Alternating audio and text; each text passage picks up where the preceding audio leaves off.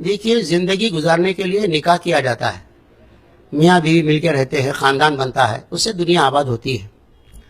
میاں بیوی میں اگر ذہنی نا اتفاقی ہو تو ان کے رہن سہن میں، کھانے پینے میں، سوچنے میں، زندگی گزارنے کے مقاصد میں تو اختلاف ہوتا ہے۔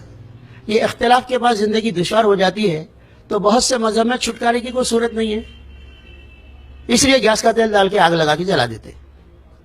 لیکن اسلام میں جب زندگی گزارنا مشکل ہو جائے تو شرافت سے الگ ہونے کا طریقہ مقرر کیا جائے، اس کا نام ہے طلاق۔ اس کے لیے اسلام میں طریقہ یہ ہے کہ آپ عورت کو ایک دم نہیں چھوڑ سکتے، ایک لفظ سے میں نے نکاح قبول کیا یہ کہہ کے تو جوڑ سکتے ہیں شادی، بس طلاق دے کے ایک دم چھوڑ نہیں سکتے، اس سے پہلے کچھ پروسیس ہے اس شریعت میں۔ چنانچہ فرمایا گیا واللاتی تخافون نشوزہن فعظوہن، جس عورت سے تم کو سرکشی کا اندیشہ ہو جائے اس کو واز کر کے سمجھاؤ، نصیحت کرو، نہ مانے تو وضربوہن، ان کو دھپے مارو، ہڈی ٹوٹنا نہیں، خون نہیں نکلنا، ہول نہیں اترنا، غصہ نکل جانا ایک آدمی کا اس لیے دھپے مار دینا، دو دھپے مارے غصہ اتر جاتا، طلاق رک جاتی، مگر طلاق نہیں دینا۔ پھر بھی نہیں مانی عورت تو فرمایا وہجرہن فی المضاجع، ان کو اپنے بستر سے الگ کر دینا۔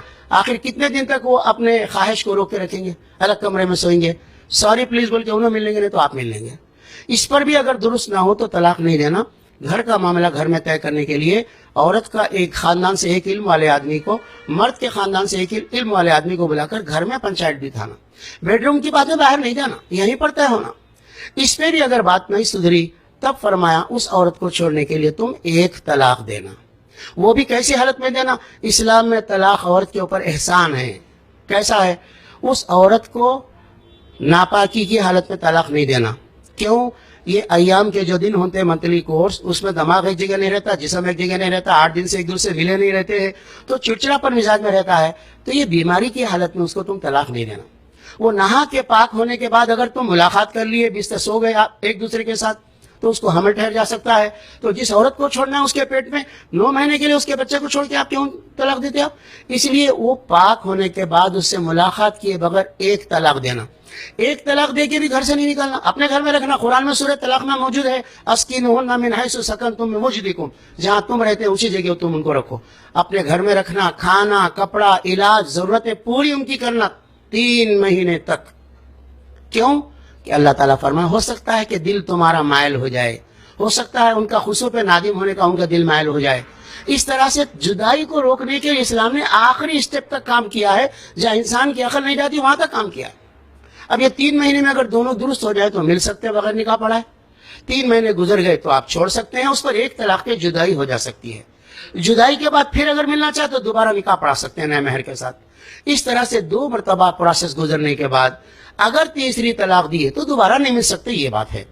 لیکن 3 طلاق ایک ساتھ دے دینا، اس کا جہیز بیچ لینا، اس کا سامان کھا جانا، اس کو مار کے زخمی کر دینا، اس کے حسن و جمال کو چکلے لگا دینا اور بار کے اس کو باہر نکال دینا، یہ جو طلاق کا سسٹم کہیں کہیں چلتا ہے وہ غلط ہے، وہ اسلام سے اس کا تعلق نہیں ہے، جاہل لوگ ہیں جو کر رہے ہیں۔ اس لیے مسلمان ایک دوسرے کو ایجوکیٹ کرنا چاہیے کہ طلاق کیسے دینا چاہیے۔ اب آئیے میں آپ کو یہ بتاتا ہوں ایک بات، یہ 3 طلاق دینے کا رواج بھی مسلمانوں میں دوسروں سے کم ہے۔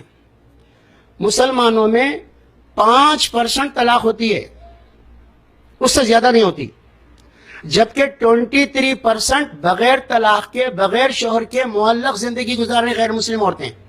شادی ہو گئی، نبھاؤ نہیں ہو سک رہا ہے، کورٹ کو گئے تو طلاق جلدی نہیں ہوتی، 8 سال لگتے ہیں، کتنے لوگوں کے کیسز ہم کو معلوم ہے۔ اس لیے وہ لوگ، شوہر الگ گھر میں رہتا ہے، بیوی بھی کماتی الگ گھر میں رہتی ہے۔ آپ ان کے بارے میں سوچئے جو 8 سال بغیر شوہر کی عورتیں زندگی گزار رہی ہیں، اور ہمارے پاس یہ طلاق ہونے کے بعد عورت 3 مہینے گزارنے کے بعد دوسرا سے نکاح کر سکتی ہے، دوسرے سے شادی کر سکتی ہے۔ اس کے پسند کے شادی میں رکاوٹ نہیں ڈالنا قرآن میں لکھا ہوا ہے۔ اور طلاق دے کے بھیجتے وقت اس کا لایا ہوا سامان دے دینا، اپن دیے سو سامان دے دینا، زیور دے دینا، سب دے کے تحفہ دے کے بھیجو۔ قرآن میں لکھا ہوا ہے طلاق دے کے مار کے بھیجو نہیں، تحفہ دے کے بھیجو۔ وَلِلْمُطَلَّقَاتِ مَتَاعٌ بِالْمَعْرُوفِ حَقًّا عَلَى الْمُتَّقِينَ، جن عورتوں کو طلاق دی گئی ہے ان کو کچھ نہ کچھ تحفہ دے کے بھیجو۔ یہ ہے اسلام میں طلاق۔